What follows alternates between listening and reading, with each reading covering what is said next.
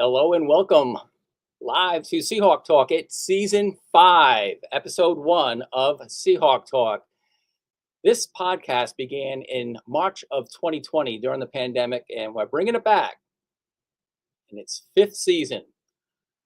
My name is Ed Habisher. I'll be joined today also by our Assistant Director of Athletic Communications, Emily Winslow. We're going to bring in some content first, as Emily's getting her audio settings set up. Today we do have a pair of recorded interviews I did with some Seahawks. They are Daniel Goba and Brandon Grover. And let's see if we can get Emily's audio working. We'll also be joined by our head men's soccer coach, Bill Lawler, who had a fantastic season in the fall. And he's out on the road recruiting today.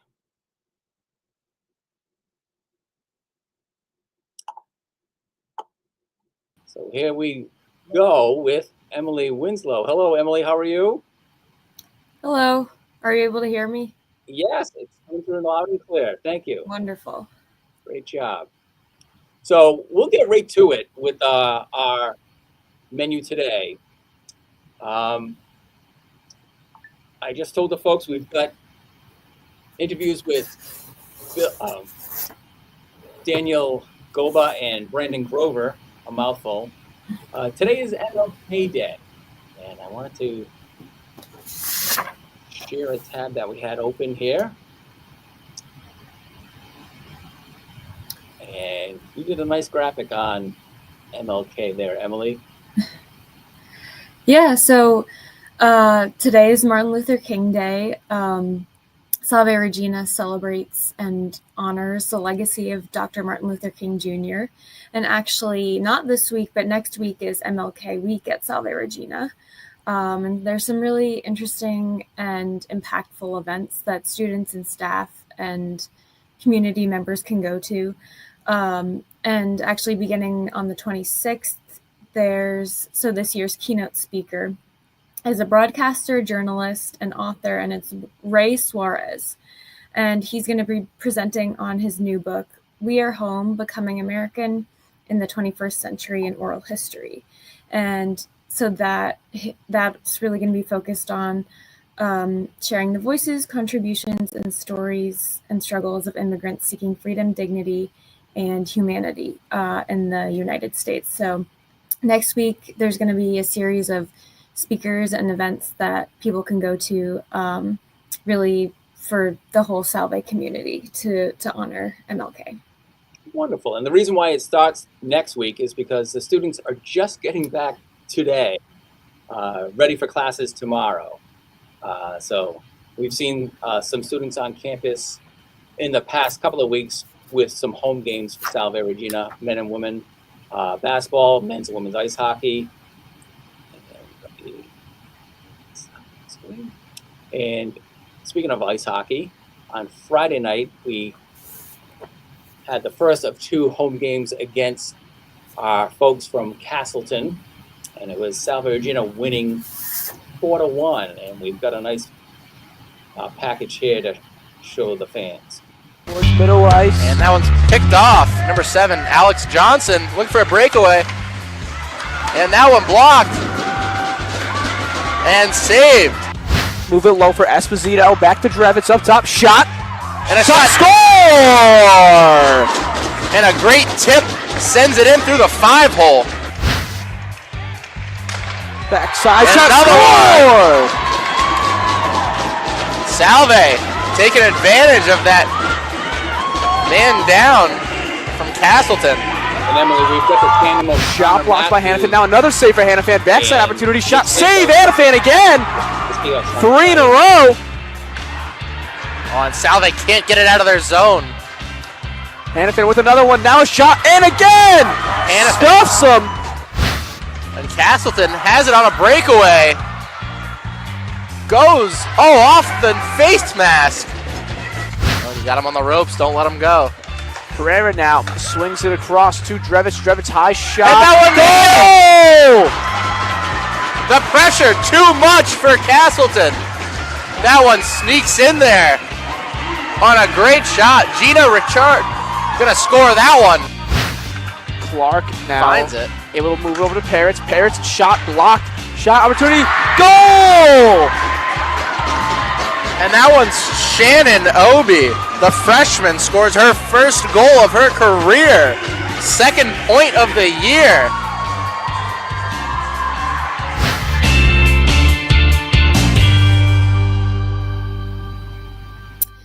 Yeah, that was a really exciting game for Shannon. And getting to talk with her a little bit after, she was really grateful to receive support from her teammates. And she also was really hoping that some of her high school teammates and teammates that she'd played with along the way were able to see her success at Salve, and that would inspire them if they weren't sure if they wanted to play in college, if they didn't know what program they'd be able to compete at. She was hoping that them being able to see her success and how she's liking Salve would inspire them to pursue hockey after high school. So that was cool to hear from her. And the current Seahawks were able to witness the puck drop by recent Hall of Fame inductee Rachel Porter. Yes, that was a very exciting moment pregame. Got some nice photos of that, and even though nobody on the team currently played with Rachel, they were all really excited to see her, and they've heard all the amazing stories and what she did when she was on the team. Her numbers still stand. And speaking of numbers, Ashley Rourke recently became the next Seahawk women's player to join the 1,000-point club. That happened in early January when they were on the road at the Framingham State tournament. That tournament actually got modified from a 4-team to a 3-team, and I think Framingham did a wonderful job inviting St. Joseph's of Maine and Salve Regina from Newport to come in and play 3 games on 3 separate days. And against Framingham, Ashley was able to record her 1,000th point, and we've got a nice highlight package for the Seahawks here. Salve on a run here. At Tuhini, pass over to Riley and now dished over to Krumian. Krumian being covered by Rourke, pass right back over to her right where Wittetoe is. Now that one taken away by Rourke. It's been a turnover frenzy as Rourke lays it in and goes to the line.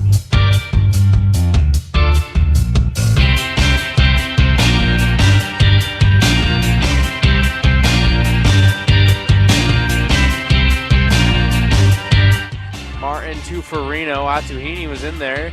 Farino back over to Martin. Now bounce pass over to Neary in the corner. Neary with the fadeaway and hits that jumper.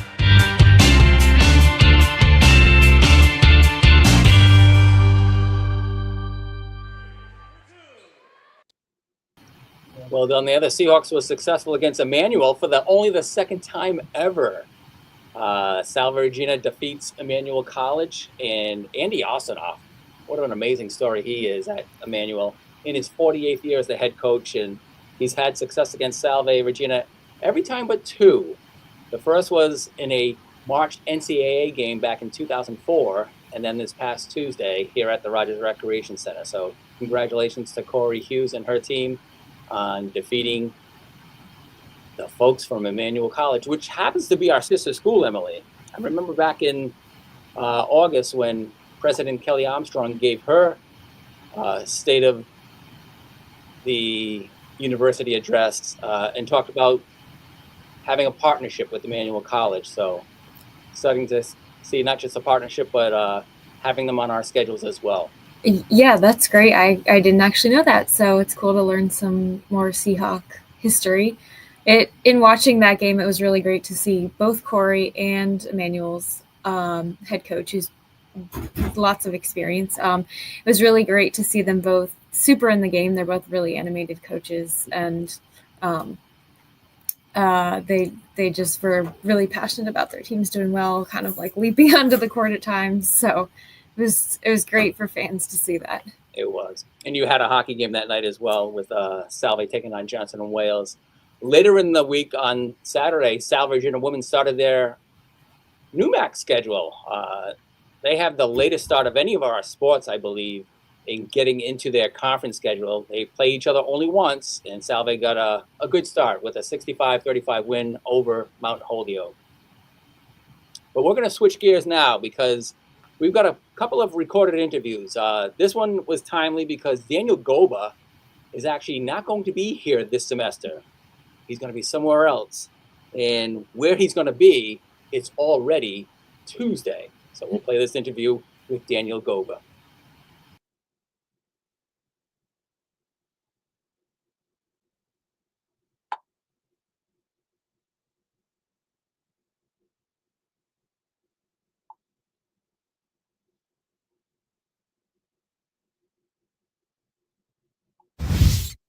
Welcome to this special feature on Seahawk Talk. I'm with Daniel Goba, a sophomore member of our Salve Regina University men's soccer team. Daniel, welcome to Seahawk Talk. Thank you very much. I'm excited to be here. Offensive Player of the Year in the NUMAC. Second-year member for NUMAC. Talk about what this past season was for you and your teammates as you grabbed the number 2 seed and advanced to the championship game. I mean, obviously going from the last seed in the NUMAC my freshman year to the second seed is a big jump. I do receive some credit for that because of my ability to score, but I think my teammates really turned it around this year, as well as myself, and with the addition of Coach Bill Lawler.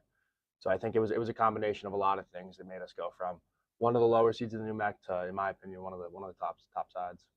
You transitioned from the coach that recruited you to a new coach. What was that like?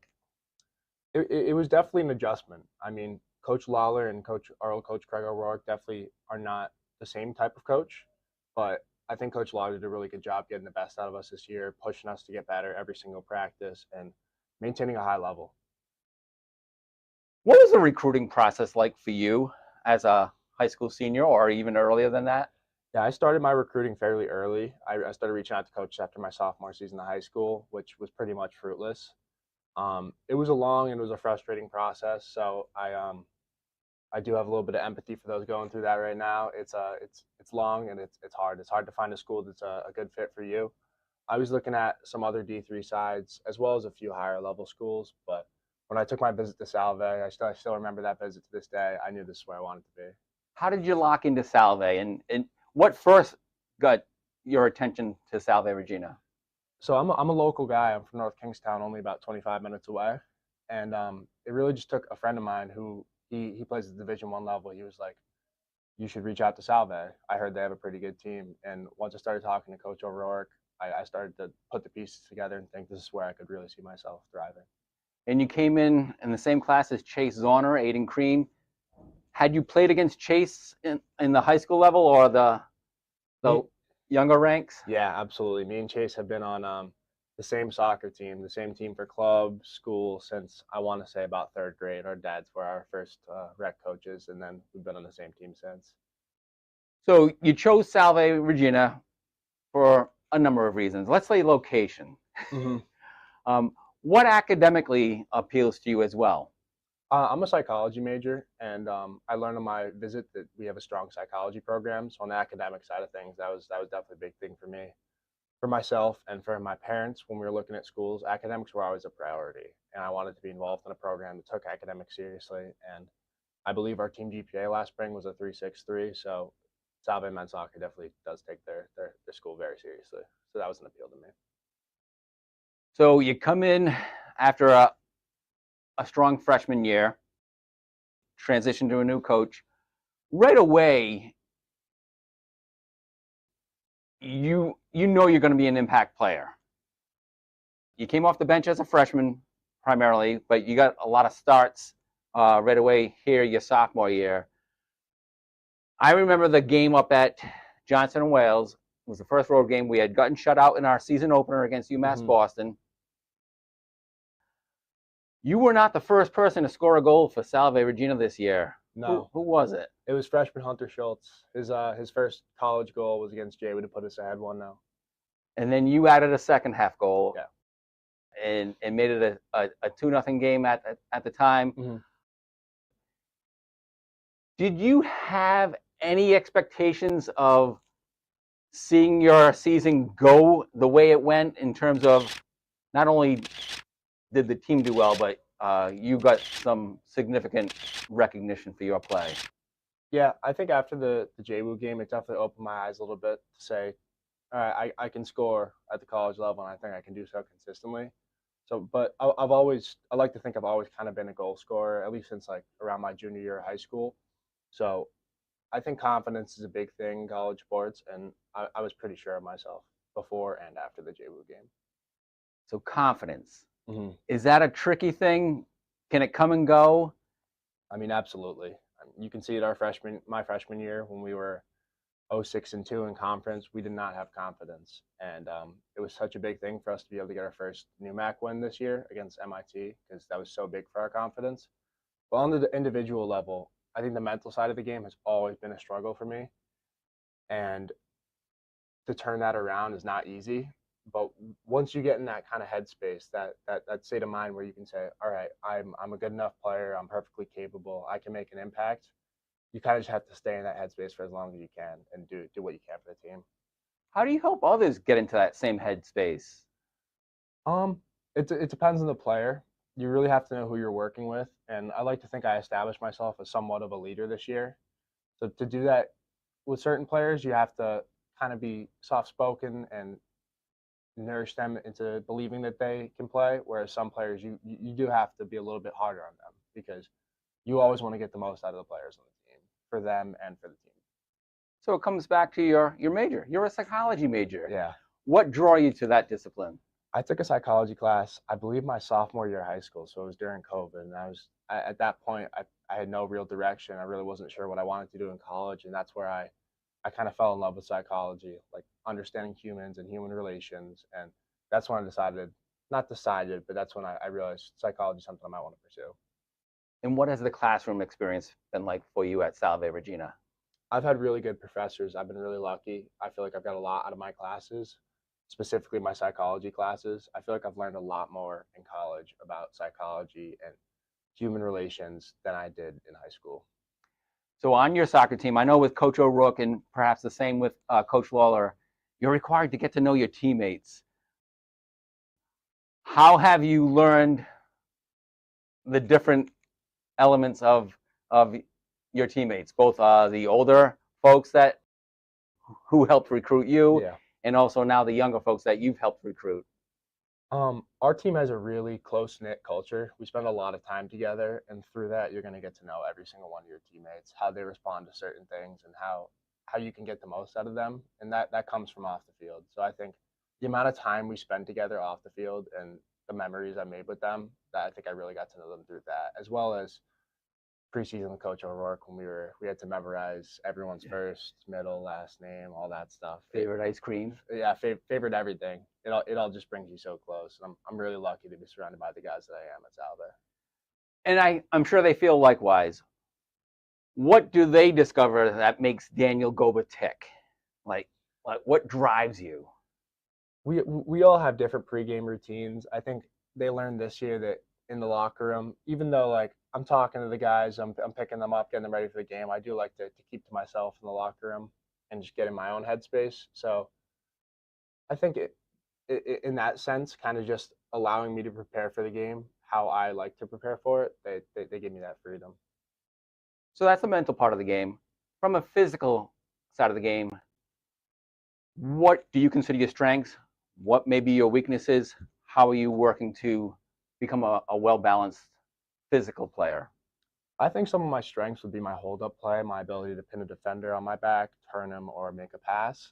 I think something I need to work on is more consistency in my finishing. I was able to produce a lot of chances, and my teammates were able to produce a lot of chances for me, and some of them I put away. But I think I could do a lot more for the team if I can put away some of the easier chances, as well as continuing to prove my weak foot. You're preparing for 2025. Academically first, where are you going? I'm studying abroad in Florence. I'm leaving on January 22nd. How did that happen? So you're a sophomore. Yeah.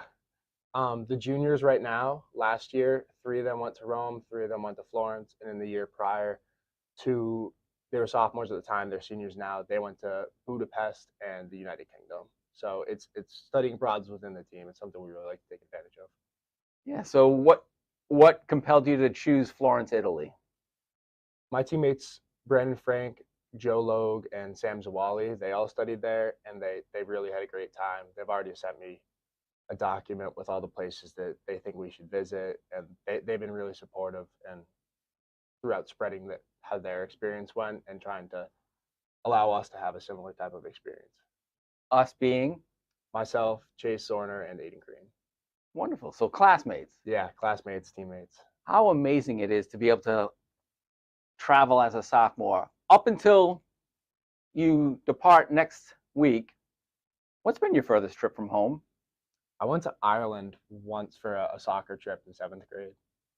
But besides that, I've never gone far from home without my parents, so it's gonna be a shock. But I'm looking forward to it.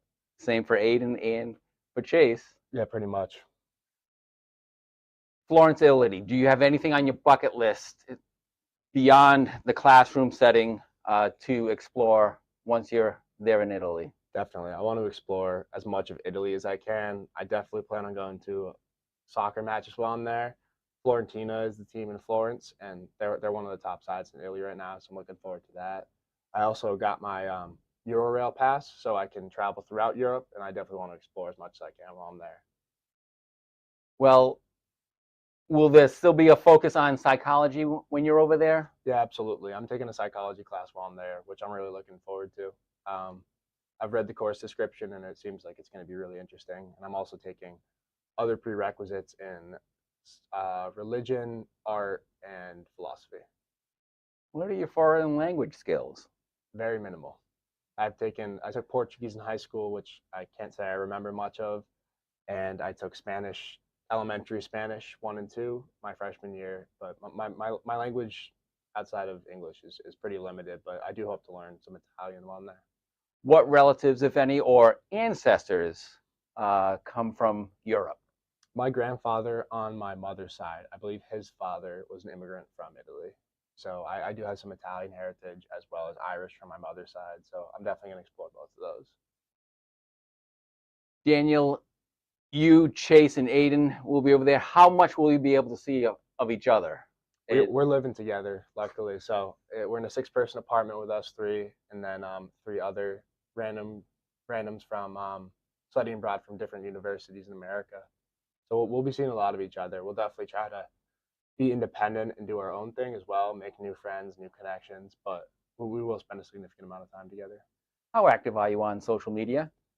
Fairly active, probably more active than I'd like to be. I got to cut down on that. Are you more or less active than Chase and Zorn?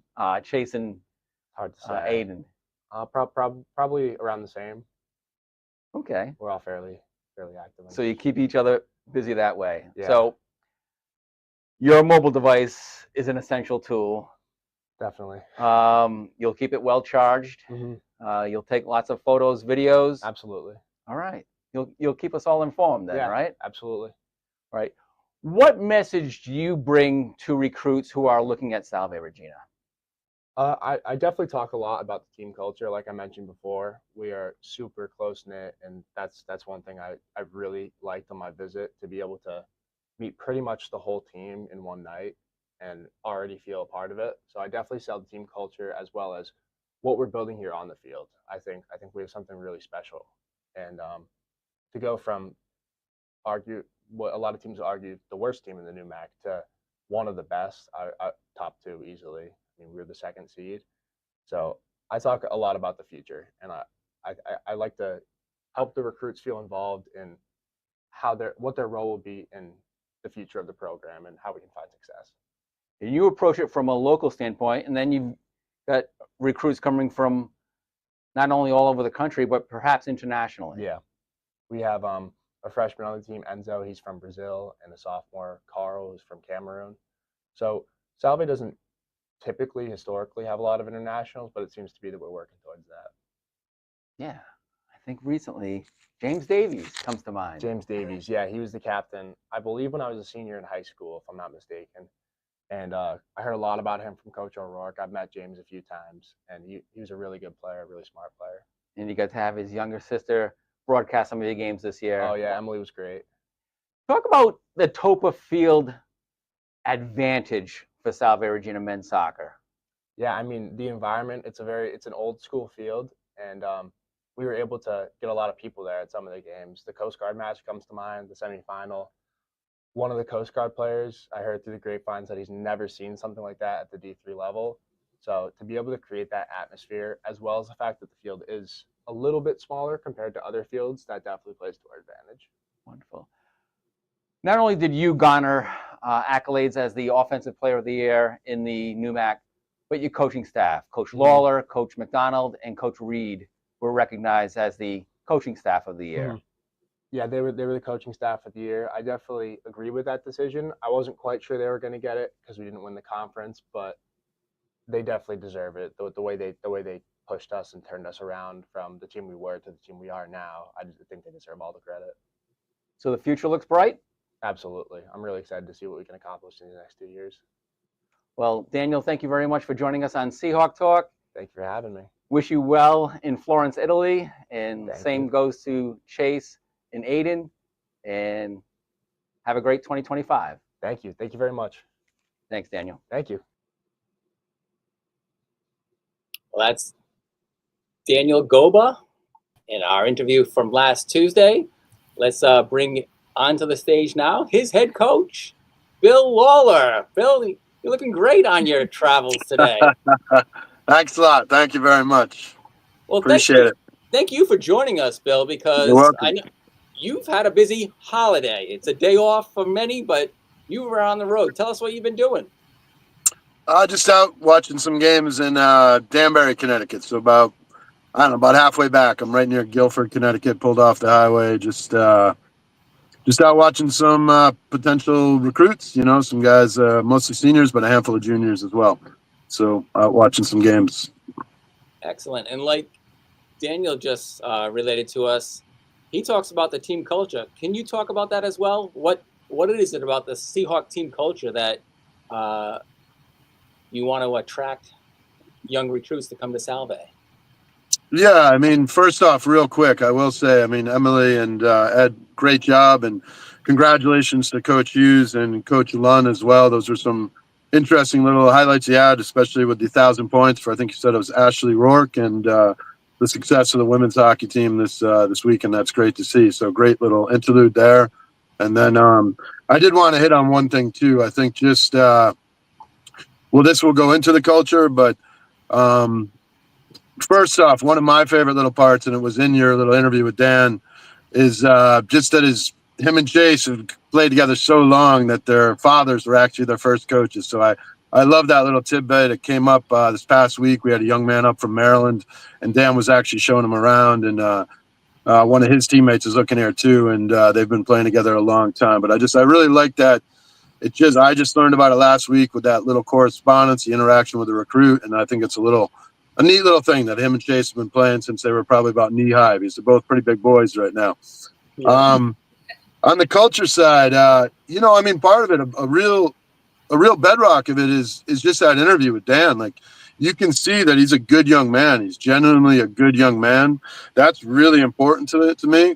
And he also represents a really good family, because his mom, Kathleen, his dad, Oliver, there's just really good people. And that's consistent throughout our group. So when I meet with young guys and when I try and bring guys in, a big part of the culture is guys that are even-keeled. You know, they're going to be very competitive. We talk about, like, when you kind of lace the boots up and you jump on the field for practice, or you cross that line for a game. Either way, you got to be a little bit of a different person than you were 3 or 4 hours ago when you were sitting in class or when you're just around. And, so the culture is that there's an off-the-field culture that we've really worked within, because, as Dan said, they have a wonderful culture that I've walked into where they really care about each other. They really are tight off the field. But, we looked at some of the off the field preparation. Are you prepared for practice? Because all of those little elements come into trying to win games. So we really try to harness some of that, and getting the whole team to be very focused on common goals. And, I think the other part within the culture is just it's pushing each other, and also kind of, as Dan hinted at in the interview, there was some different things that we addressed as a coaching staff this year, but we felt that brought the whole group to another level. So myself, working with Coach McDonald, with Coach Reed, we said kind of 37 men together, 34 players, and we really tried to accomplish things together. And we all found ourselves in some areas that might have been a touch uncomfortable. Some stuff with working on additional work on set pieces, attack-wise, defense-wise, additional fitness work. And again, like I said, some little elements of preparation for practice, for games. But I think it made us a stronger whole. Bill, how is the recruiting going? Have you found any prospective athletes that you feel like align with that culture? Yeah, we've found a number of them, and now we're kind of in a double hover pattern. They're hovering for the few choices. We're hovering with them and a few other guys. And, we've got two recruits that we're really, really happy with, very excited about. And, we have a decent amount of offers out there where we're working, like I said, both sides of the street. We're working our side to try and convince the young men to join Salve, and the young men are working their side of the street where they're looking at Salve and some other options. And, I think we're in a very good place to add in a very strong recruiting class, which will continue to help us kind of build our culture, but also grow our strength within the NUMAC. And as we become stronger in the NUMAC, we'll naturally become stronger within the region and start to emerge on the national side of things, on the NCAA side of things. And nobody knows the NUMAC as well as Bill Lawler, as a former goalkeeper at Babson College. Well, Bill, thank you so much for joining us on Seahawk Talk, our first episode of Season 5. Glad to have you on the program and glad you could make it while driving. Yes. No, happy to. I mean, Dan's a special player, and, I definitely appreciate it. And, I don't know, the last little piece I would like to say just about Dan is he's the tip of the spear for us. I think we traded a couple things on the stats, but, he punched in 14 goals, 5 assists, 33 total points over 21 games. But really, if I can just spend 1 or 2 quick minutes here, but like I said, he's the tip of the spear of what we did this year. But, the spear is not a friendly weapon. The blade of the spear right on there was Jordan Borges, another all-region player. He was involved in just about every goal that we put in the NUMAC. And also on the blade of that spear was Aaron Mooncaster, running the midfield, the edges of that spear with Danny Bond and Hunter Schultz, whipping crosses in, making it dangerous in the box. And then, as you hit the iron of that spear where the blade hits the shaft, you got Ethan David, all-region, all-conference player. You got Brandon Frank. You got Joe Logue, Evan Arpin. Those are the guys doing a lot of the dirty work. And then if you drop Evan Arkin back along the shaft of that spear, you got Chase Zorner and Aiden Green joining them. Those are the guys that drove our offense. There were some other guys, Ty Ferris and others, that were trying to get into the mix, but Emmett Shuley, Luke Woodward. But Dan was the tip of that spear, but it was the whole team behind him that let him score those goals, that let him be Conference Player of the Year, and ultimately, like you spoke about with Dan, that led us to being number 2 in the NUMAC and really turning things around from a year ago. So I know you got a time frame here, but I really wanted to highlight that his work was held up by the strength of the team. And, and God bless him as he punched those goals in and put those stats up. So he definitely deserves it. So thank you so much. And absolutely, Bill. And give credit to yourself as well. First-year head coach with Salve Regina, many years before that at other institutions, and getting recognized as the coaching staff of the year with you and Evan McDonald and Nathan Reed. Nathan's been helping us from a broadcasting standpoint with winter sports. So it's a wonderful culture we got going here. No, I thank you for that, and I do have to thank Coach McDonald and Coach Reed, but I will take the accolades for Coach of the Year, coaching staff of the year once we punch that ticket into the NCAA tournament. So we'll put it on the back burner for this winter. But thank you very much. Hopefully that's soon. And thanks again for the heads up that Daniel and Aiden and Chase were going to be studying abroad. So we took that opportunity to catch up with Daniel last week. Take care. You're welcome. Thank you. You're welcome. Have a great night. Thank you, guys. You too. That's Bill Lawler, Salve Virginia University men's soccer head coach. I'm Ed Habishaw. She is Emily Winslow, and we're going to jump right into our next interview. It happens to be with another Seahawk from our baseball team.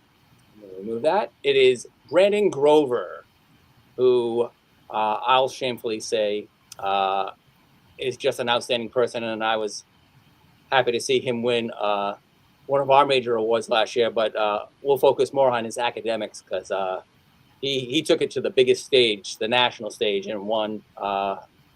What a tremendous award he won. And we'll follow up that interview with Brandon Grover with a live chat with Eric Sorella. So here's Brandon Grover. Thanks for joining us on this feature of Seahawk Talk. I'm with Brandon Grover, a member of our Salve Virginia University athletic baseball team. Brandon, welcome to Seahawk Talk. Thank you for having me, Ed. Happy to be here. Excited to do this. Thank you. We've had success over the years with baseball, and you come in with multiple awards to your credit. I want to start this off by quoting Eric Sorella. All right. It's always about the team, not for Brandon. Where does that come from? Honestly, I don't really know. I feel like that's just something I've grown up with. I've just always been like a selfless person. It's just it's what feels right to me. I just hate being the center of attention. Like when I get awards, I hate it, honestly. Like it's nice to be recognized, but I'd rather just kind of be away from everything and just kind of like help out the team. But yeah, I just never look for like being the center of attention, It's just not something that makes me feel good. It makes me feel good like doing things without getting credit for, Baseball has 9 positions, Brandon. Yes. You chose center field. Yes. Talk about that. How did that develop? Where did you start playing baseball, and how did you find center field to be your favorite position? Yeah, so to be honest, I think center field found me just because of my speed, and obviously being fast helps. And I've always just been a really good center fielder. Ever since I started growing up, I started playing baseball when I was just a toddler, playing t-ball, So, I always loved to pitch too, and I came here to try and two-way, and I do miss pitching, but, my arm health hasn't been to where it needs to be in order to pitch. But, I miss that part of the game, but playing center field and being able to hit is so much better. So I'm happy to have that opportunity to do that here.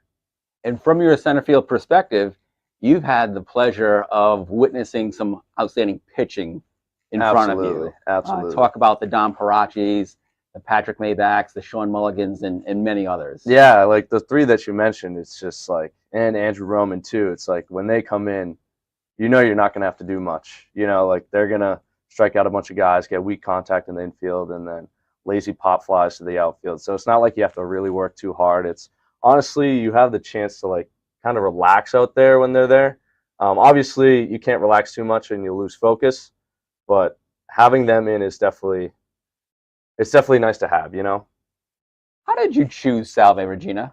So obviously, I came to like a bunch of schools and I did my visits, and there were a few that stuck out, but Salve was by far the one that stuck out the most. And it was one of those things where you step on campus and you like just feel it, it's like it's somewhere where you want to be. And I came here with my dad and I visited the coaches and had a great visit, and they just made it seem like it's a place where I'm going to be able to succeed. And I was downtown at Gaslamp having lunch with my dad after, and the doors were open. We were sitting looking out on the ocean, and I was like, man, like it's hard to beat this. It really is. So that's when I really made my decision, like consciously in my head. I was like, this is where I want to go.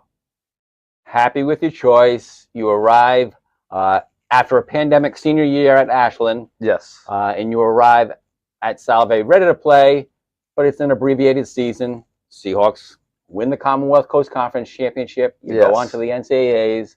The following year, Brandon, you also went on to the NCAAs the first time as an at-large bid. Yes. And it brought you to Lynchburg, where facing elimination, You had a 5-for-5 day at the plate, including a walk-off double. Yeah. Yes. What a cool experience. And we've had such cool experiences going to regionals and this past year with the World Series. But man, something about Lynchburg just stuck with me. I mean, being a younger player at the time too, I wasn't fully like developed yet, and like I wasn't really like familiar with everything, and I was just still kind of experiencing. Everything was like kind of new. So like not to have like all the pressures on me and just to be able to go out there and play, it was just an unreal experience. And to have like the older guys that I'm still friends with now to be there and have the relationships I did, it was just an awesome experience and something that I'll probably remember forever, you know. And you were a captain on that team. Talk about the leadership qualities that you bring to the Seahawks. Coach talked about you last year at our awards ceremony, where at the time you were a 3-year captain, soon to be 4. Yes. Through the benefit of another year of eligibility. What is it about that leadership qualities that you bring? Naturally, I was an introvert growing up. I wasn't the one that was vocal, you know. Even still now, I still have tough times like being vocal at practice or in games. I just kind of like go about my business, lead by example. But I mean, I feel like I didn't break out of my shell until I got here, to be honest with you. I was class president in high school, and even then I hated public speaking, and I still did it, but I was nervous every time I went up to speak in front of a large crowd. And I think being a captain and being here and being a leader has developed me in a way that I can't ever forget. You know, it's like it's been one of the best things that's happened to me and changed me as a man and as a person. And I'm just so thankful to have that opportunity here. Do you bring that same approach to the classroom? I do. I try and, I mean, I'll be the one that asks questions for sure because that's the best way I learn. But I sit in the front of the classroom because that's the best way I focus. And I love to ask questions just because that's how I learn. But if anyone ever needs help, like I'll always help them. And I love learning. It's great. I love to read. And I really like working on myself. And I feel like whether you're learning something in the classroom or reading, that's like the best way to kind of develop yourself as a person. And I don't know, it's honestly enjoyable for me. Like a lot of people don't like going to class and going to school, but I actually enjoy it. Fast forward now to your senior year, which was 2024. Yes. Your team goes on an unprecedented run. Yes. Cortland, I see you making a diving catch out in center field against Colby College in our first game.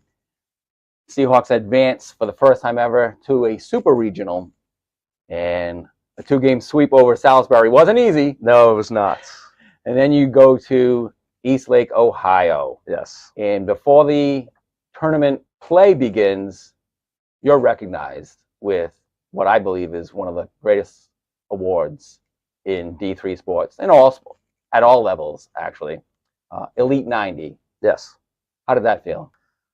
You know, like I said earlier, I hate being recognized in front of like crowds and stuff. Like it's nice to be recognized for the hard work you do, and I'm very hard on myself, so it was a good opportunity for me to like take a step back and be like, wow, like I guess I am doing a pretty good job. But at the same time, it was like there were so many people that could have got that award. I was just fortunate enough to get it, and I'm happy I got it, but it's not like a defining moment for me, you know. I still appreciate getting the award, and it's very cool. I will admit it's very cool. But like I said, there's so many deserving people of it, and I'm just fortunate enough to get it. So within that tournament, the Seahawks win their first 2 games, defeat Birmingham Southern, who was getting international attention as a school that was closing. Yes. We go on to beat Wisconsin Whitewater behind Sean Mulligan's masterpiece.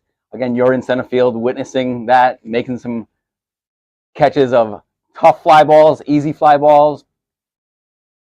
And then the next game we play, you make this amazing catch out in center field. Joe DiRienzo is pitching early innings in this game against Wisconsin Whitewater. And I had the perspective from behind home plate shooting it. It ended up making ESPN top 10, actually number 2 for plays of the day.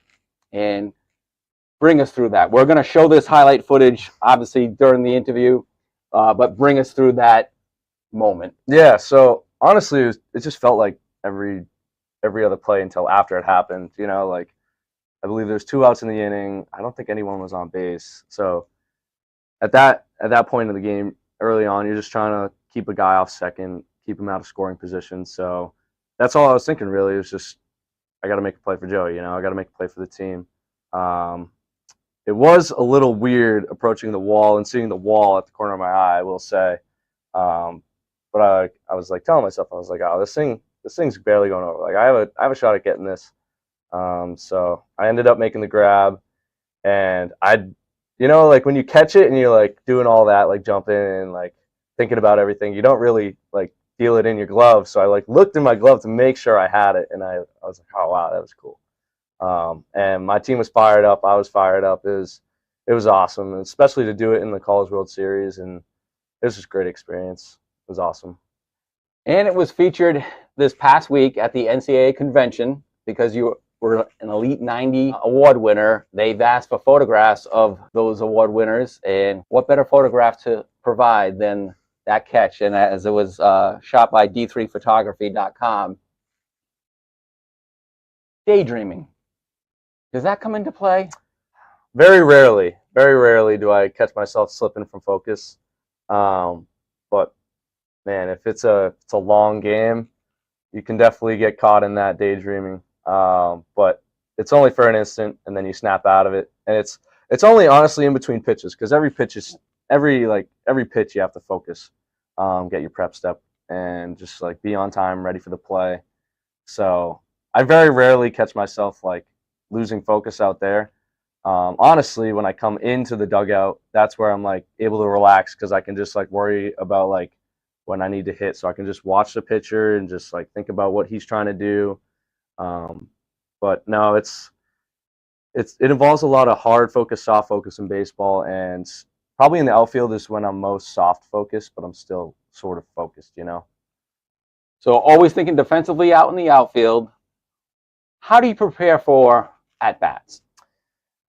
Well, sometimes you'll be thinking about your at-bats in the outfield, and it's not something you want to bring out to the field, especially if you struck out or you like lined out or flew out in like a big spot. So there's always like that subconscious like thinking of like, oh, what did I just do during my at-bat? But to prepare for my at-bats, I just like to like relax, and I really focus on breathing. You know, trying to gauge what the pitcher is trying to get me to do. So if it's a vertical guy or if it's a horizontal guy, you know, it's all in the approach really. And if you don't go into the box with an approach, you're gonna have a tough time. And if you don't stick to that approach throughout the at bat, it's gonna be a very hard at bat for you. So as long as I am relaxed and I can stick to my approach, that's when I'll have the most success. How do you handle pitching changes right before your at bat? Pitching changes is definitely. This happened to me so much last year too. They'd bring in a lefty for me, or the bases would be juiced, or they'd just walk a guy and the pitch and change right before my at bat. At that point, you watch his warm ups, see what he's got, see what his pitches are doing, see what he can throw for strikes, what he can't, and then you just go up there and compete. Really, it's all about being a competitive baseball player at that point. In your 4 years of playing thus far with the Seahawks, your stolen bases have increased 2, 10, 10, and it jumped to 24 last year. What was your approach there on the base path? You know, Coach just tells me all the time to trust my speed, and that's something I have learned to do better and better each year. But I don't think it really clicked with me until last year, where I was like, wow, like I don't really need to get the best jump here, and I'll be safe. Just because of my speed. But I will credit Coach here. He is the one that has told me to trust my speed. It's not something that I've done on my own, you know. So he's really enhanced my game in that sense. So it's a mental thing. It really is. It really is. Because if you know that you're fast and you can swipe a bag, 90% of the time, 95% of the time, you're going to get that bag. So it's all about trusting yourself and trusting your ability. You arguably are a Gold Glover. There have been 2 errors in your entire career. those occurred in 22, your sophomore year. Yes. Do you remember them, first of all? I do remember one was against Nichols College, I believe, and this ball hit my glove, and I just did not do a good job at blocking out the sun. Believe it or not, lame excuse, I know, but for a second, that sun was directly in my eyes, and I just lost sight of it. Are we talking at Reynolds Field? No, we're talking at Nichols. Because I know the sun can be difficult over at It is Reynolds. very difficult there, and it can be difficult at a lot of places. I think Brother Reynolds is a very tough place to play if you're not accustomed to playing there. Luckily for me, I have been able to kind of figure out where the sun's going to be throughout the season, throughout the parts of the day we're playing. So I do a pretty good job at kind of shading the sun with my body, my hat, my glove. I want to say my other error was a throwing error because I've had some erratic throws before. And I don't make it easy on whether I'm throwing to a cutoff or third base or home. I'll short hop them. It's not easy. Baseball is not an easy sport. But I would say I can't remember the exact play my other one is, but I believe it is a throwing error. It's funny how we do remember the negatives despite all the positives. And as we say that, you had a 1,000 fielding percentage last year, making difficult plays, challenging plays. Now, back at the plate, with that sun factor in right field mostly, do you ever approach at the plate, I got to get this to right field to make it difficult for the fielder? Not really, because my whole approach is I'm thinking left center. I'm thinking if I can see the ball deep and use the whole field and keep it to the left side of the field, I'm going to have a shot at off speed, and that's when you'll get out in front and pull it and keep it fair and stay on it. So there's not really, a few times I'm like, man, if I can hit this hard on the ground through the 3-4 hole, that'd be huge right now. But I'm very rarely am I thinking, let's hit this ball to right field. Let's play the sun. Because with the competition we play, they're competent out there. They're good athletes. They're able to block out the sun and make the plays. When it is a windy day, then it gets in your head a little bit. But our whole philosophy is stay on top of the ball, line drives, ground balls, make the defense work. And it's very easy to catch a fly ball that's hanging up there for a while compared to a hard hit ground ball. Ladies and gentlemen, Seahawk fans, young and old. So you're very analytical in the baseball aspect. Talk about volleyball, ice hockey, hoops, all these sports that you've been announcing at. Yeah, no, I love it. And like I said before, I'm a naturally introverted person. And I've had to work to kind of become who I am right now. And one of the things that has helped me the most is announcing. And it's not something I was comfortable with coming in. And I think when I was first doing it, I think it was my sophomore year. And I was like, you know what, this is new, totally something out of my comfort zone. But I was like, you know what, let's give it a shot. This could help me out. This could be fun. And man, it's fun. I really enjoy it. And, if anyone needs help at games and I can work them and announce, I love being there to do it because it's fun for me. I thoroughly enjoy it. I love having big crowds there and being able to pump them up, and I take pride in what I do. So I try my best to make it a good experience for the fans and for the players as well, and I work hard at it. Your fellow Seahawks enjoy it too, and they appreciate what you bring to their events, and likewise it'll be reciprocated and come back to you on the baseball field. Who do you emulate, both as a baseball player and I'll ask separately as an announcer? As an announcer, I really love the Celtics PA announcer. I don't even know his name, but every time I go to a Celtics game, he just gets me fired up. 4-3! And TD Garden's such a great experience every time you go. And Boston fans are the best. They're always rowdy, no matter who they're playing, what point of the season. But man, that announcer can just get the crowd going, and that's been a great experience for me throughout my life, is going to Bruins games, going to Celtics games. Just TD Garden as a whole is just a great spot. As a baseball player, I feel like there's not one player that I emulate. because I love Mike Trout, and I love everything about Mike Trout. How he's like just a quiet dude. He just goes out, plays every day, puts his head down, works hard, and I feel like that's me in a way. But I love Ricky Henderson. Just a guy that can just run and just does everything the right way. So those are probably my two for me personally. Well, when we recognized the passing of Ricky Henderson just before Christmas, which would have been his birthday. So, Brandon, I want to thank you for joining us on Seahawk Talk. It's been wonderful. Wish you well in 2025, you and the Seahawks. Yes. And hope you can continue to go the distance. Yes, thank you, Ed. I appreciate you having me here. It's been great. Brandon Grover joining us on Seahawk Talk, and as well as Emily Winslow, and now Brandon Grover's head coach, Eric Sorella. Welcome, Coach. How are you doing? Hello. Just doing bath time here at the Sorella household. Wonderful. It's good to clean up. Well, you heard Brandon talk about his favorite ball players, and he picked two guys that are noted for base stealing. You were noted for base stealing as well. A lifetime ago, it feels like. Well, you provided us with the opening quote in that interview with Brandon, and I'll go back to it. At our award ceremony last May, you said, or last April, you would think I would run out of good things to say about Brandon, but I haven't yet. He is one of the rare kids who you recruit and know he is going to help shape the culture of the team.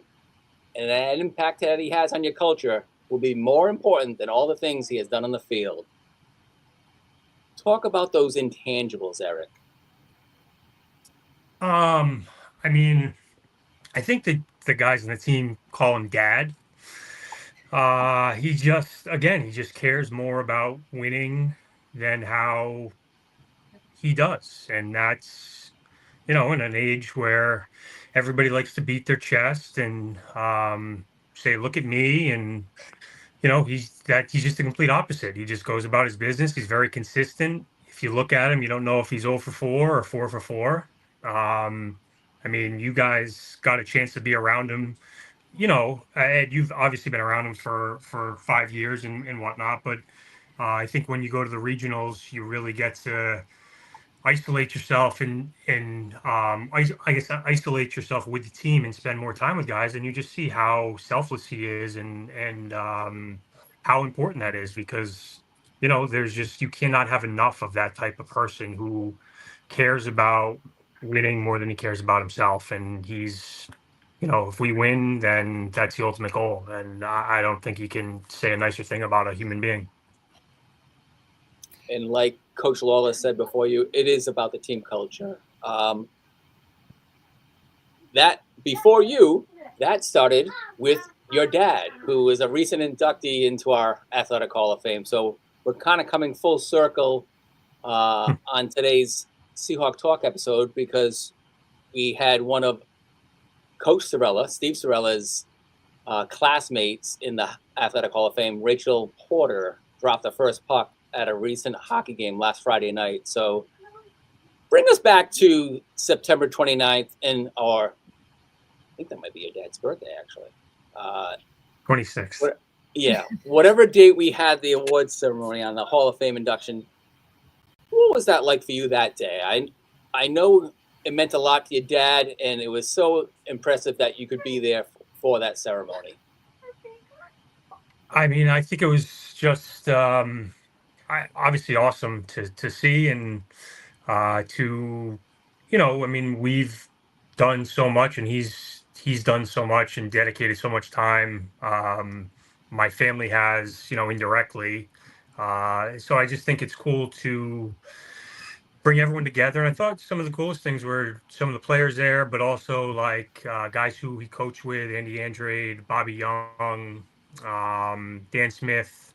Obviously, his grandkids, I think, were probably the most important thing. I Me being there is nice. I'm sure he was happier that Hudson and Brody and Casey were all there, even though I think they went that day without a nap, and they were probably playing in the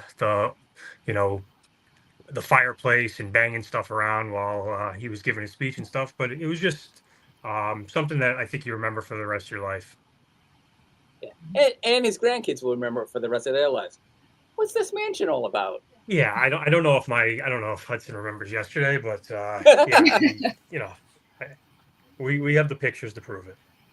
Wonderful. Well, thank you for taking some time to join us after the interview with Brandon. It was recorded last Friday. He was wonderful, and look forward to the upcoming 2025. I know you guys are heading back down to Florida with another aggressive schedule, and here, season 2 of the new Mac. Yeah, thank you. Appreciate it. So I'm excited. Hopefully, we can get back on. And that was Hudson. He wanted to say hi before he goes to bed. But I look forward to doing some sort of season preview at some point, and I'm sure we'll talk about it. But thanks so much. And from what I saw from Daniel Goba on, it was a really great show and very informative. Well, glad to have you part of it, and we'll look forward to seeing you in the office tomorrow. Thanks for joining us, Eric. All right. Thanks, Emily. Thanks, Ed. Have a good night. Take care. That's Eric Sorella, our head baseball coach for Salve Virginia University. I'm Ed Habishaw. She's Emily Winslow. We're going to take a short break here and be back in just a minute to wrap up today's Season 5, Episode 1 of Seahawk Talk.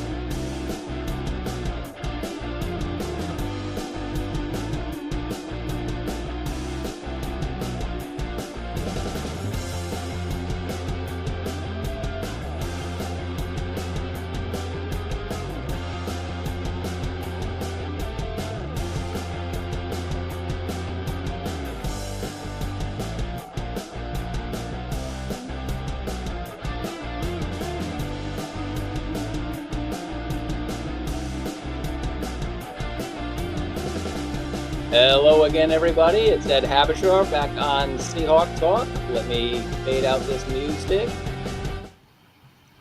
And done that there. Welcome back to Emily Winslow. Good to be back. We want to wrap up today's show. We've gone a little bit overtime, but as Seahawks and knowing our men's ice hockey, we're used to overtime. Yes, yeah. Our men's team has just come off of 3 straight overtime games. In our most recent series with Southern Maine, that was a 3-2 overtime loss in both occasions. But prior to that, against New England College, it ended up being a 5-4 overtime win. And that was a pretty exciting game because it was 5 different Seahawks that scored. So Damon Zimmer opened up the scoring just 5 minutes into the game, followed by Johnny Hamill, and then the opponent went on a little bit of a run, New England College. But to end the game, Cade DeStefani and Johnny Hamill scored again. So, 4 different scorers, which sent the game to overtime. But Walter Bowman, 2 minutes into overtime, secured the win. So that was a really, really exciting moment for the team. And then looking forward actually to to this weekend, we will be hosting Albertus Magnus. And the 25th, mark your calendars, is the annual mental health awareness game. So No Solo will be at the event. We'll probably have a bit of a pregame ceremony. Some of the athletes will, share what that means to them and how important mental health is. Our players are very passionate about that. Yeah, I mean, especially as a student athlete, you have a lot of pressures as, getting good grades in school, but also your performance really impacts you, and your relationship with your teammates really impacts you, and how you interact with coaches. So it's especially important for student athletes to protect their mental health and to take time for themselves. So the 25th, this Saturday at 8 p.m. is the men's ice hockey mental health awareness game. And that'll be the second of 2 games against the Falcons of Albertus Magnus. We do have a highlight package to share from the overtime win against New England College, so we'll show that right now. Zimmer, shot just off. There's another big hit, Matthias Thorin. Oh, and a good save. And this is Nick Santo on the call. Like a save, bounced off the glove and underneath. He's done a wonderful job as a broadcaster for us. He really has. He picks up many different spots. And this is a guy from Florida, which we'll see it on a slapper. Saved by Warren. Right here. Good glove side save. Oh, this shot. And a shot, glove save. David Novotny with the shot. Delray Beach native. Gotta mention Florida, yeah. It takes a Florida native to mention a Florida Johnny native. Hamill on a breakaway, 101, and he gets it. Short-handed goal for Johnny Hamill. Put Salve up 2-0 on a short-handed goal. So that gave us a 2-0 lead in that game. Not even playing with the defensive line. Only Hoon Kim on the defensive line. Now you can see and that one's in. DeStefani pulls within 1 goal here with 3 and change left. Declan had just called a DeStefani timeout. has it in Pulled the back right corner. the goalie for an extra skater. Seppian. Calder behind the net. And they're fighting. It's right on the pipe. And that one, right. And he finds it! Johnny Hamill ties it up with 1.5 minutes to play. Salve getting it done. Johnny Hamill. For those who don't think that playing the goalie is successful, it was his 7th goal of the season. Yeah. That was junior from risk Duxbury, to pull the goalie Massachusetts. To go with the extra skater, And but that's what we got big-time 2 goals players in do. less- They make less than 3 big minutes. plays Yep. in big spots. And Walter Bowman ends it here in Newport, Rhode Island. Salve comes off with a big comeback overtime win. The wrist shot seals the deal. Salve 5, NEC 4. It's great to see them all. And what a way to celebrating end in your front of the Saturday night boss if you're there. a Salve alumni was in Seahawk that fan. corner. Yeah, they're very excited. And great job by Nick. Again, our team competes in the New England Hockey Conference. So that was a big win for the Seahawks. Second of 2 nights against the Pilgrims. They had won 3-2 the night before, trailed 4-2 in this game, and then came back to win it 5-4 in overtime. So tremendous job there. We had another 1,000-point scorer. After Ashley Rourke made 1,000 points on January 2nd, on January 8th, less than a week later, Declan Walmsley was getting his 1,000th point. Parisi for the Seahawks. Gives that one off to Powers. And I believe this been is the Nate JoJo Reed, Power Show here tonight. It is. 24 points for Powers. Men's soccer. Oh, did well to keep coach that one in. on the Kicks that one out for Parisi. His three. A little short there. Good tip there from Fowler to Walmsley. Walmsley's floater is good.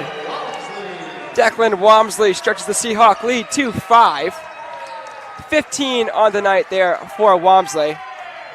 And a congratulations to Declan Walmsley. I believe that is 1,000 points on the career for Declan Walmsley.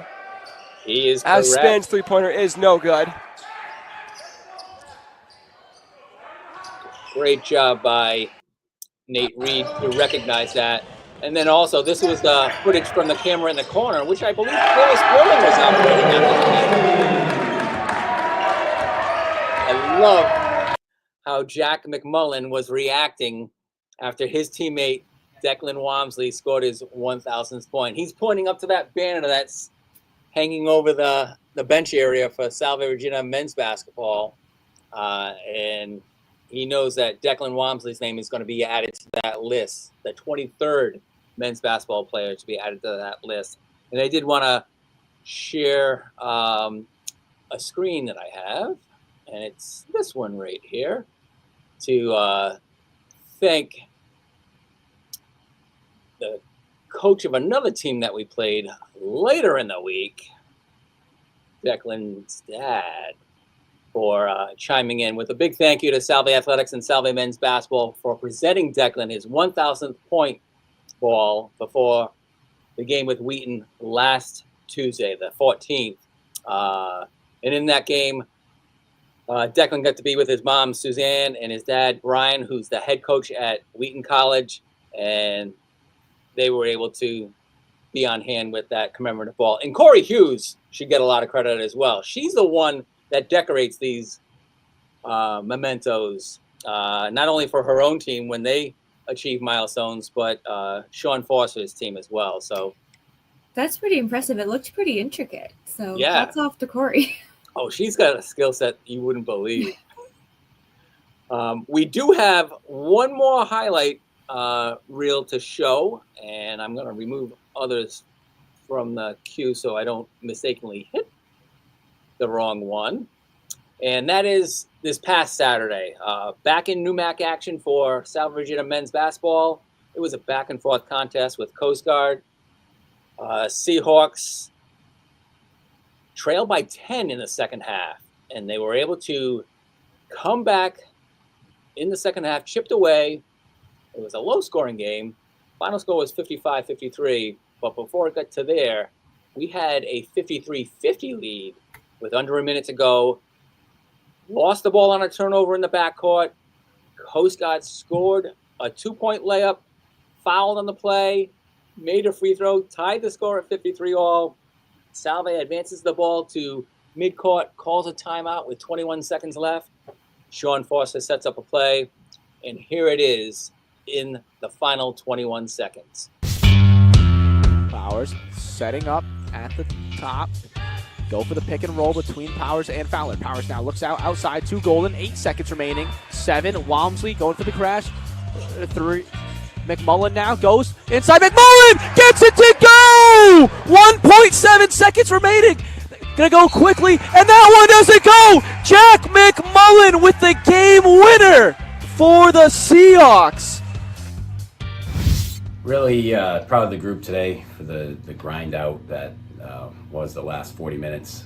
I thought they did a great job of making some halftime adjustments.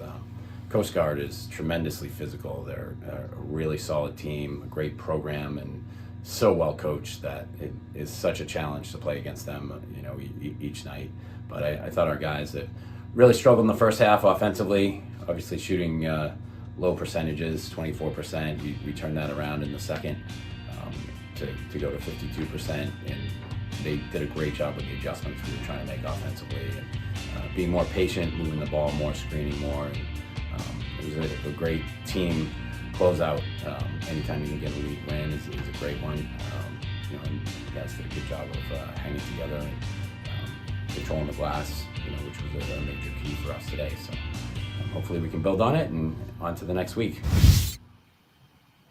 And Sean Foster goes way back in the head coaching ranks with Kevin Jaskowitz, the Coast Guard head coach. Prior to that, he was with Glenn Miller at Connecticut College, Glenn Miller again at Brown University when Glenn Miller left Coast Guard. Sean coached Glenn Miller's son, Anthony Florence, back in the day. I'm showing my age because I was here during all that time. But that was all long before Seahawk Talk. Glad to resurrect Seahawk Talk with you, Emily. You're in your second year as Assistant Athletic Communications Director. What do you think? Yeah, I'm really excited to be here on Seahawk Talk, and it's great to hear directly from the student athletes. You know, we get to see them on the court, and you see them celebrating after a win or after a really exciting play, but just getting to hear what's going through their head at that time is really impactful, and I'm sure their teammates can appreciate that, their coaches can appreciate that, and every athlete operates differently. Their inner workings are kind of different, so it's really great to hear directly from them and hear what their thoughts are. I'm excited to be able to watch that back. And I love all your ideas that you bring into it as well. We'll have our next episode is going to be on February 17th, also a Monday. What we're planning on doing is, instead of going 5 days a week like we did during the pandemic, we're doing it the third Monday of every month. So February 17th, March 17th, April 21, the third Monday in May. I don't know what that is right now without looking at a calendar. But we'll have some nice features to bring, as well as showing folks out there what's happening currently within Salve Athletics. And I know March 17th is going to be the Monday before the National Girls and Women in Sports Day, which is on March 21st. Yeah, we've got an exciting clinic, and Jen Foster, the field hockey coach, has done a wonderful job of working on that again, like she always does. Last year, I got to take some really great photos of people from the community. It's girls K through 8 that can come. It's a free clinic. You'll get to learn directly from the student athletes a little bit about their sports. And it's just a really wonderful community event. So it's free. Why not sign up and have a great Friday evening? Yeah, it's a great turnout. Not only just from kids on the island, but kids come from across the island when they hear about it. Like, we get to play at a college gymnasium, upstairs, downstairs, all the levels of the gym, because we have to spread out on not just the volleyball, basketball court, but we also utilize the fitness center downstairs and upstairs. We get the kids active. Yes, I think the women's ice hockey team had like stick hockey in the weight room last year, which was it was great to see them setting that up, and the kids had a really wonderful time. Yeah. There was no checking in the boards, unfortunately. No, none of that. Well, thank you for joining us on Seahawk Talk tonight. My name's Ed Habishar. That's I'm Emily Winslow. And we'll be back probably 4 weeks from now on Monday, February 17th, which I'm not sure off the top of my head, Emily, but I think it is somebody's birthday in this athletic department. We've got a ton of February birthdays. It might be Dawn Hahn. Oh, well, maybe she has to make an appearance. Maybe it could be pre-recorded. She shouldn't have to join on her birthday evening. Well, she can join us remotely from wherever she is. All right. I know she'll be celebrating with her children and grandkids as well. All right. Thanks, Emily. Thank you. Go Seahawks.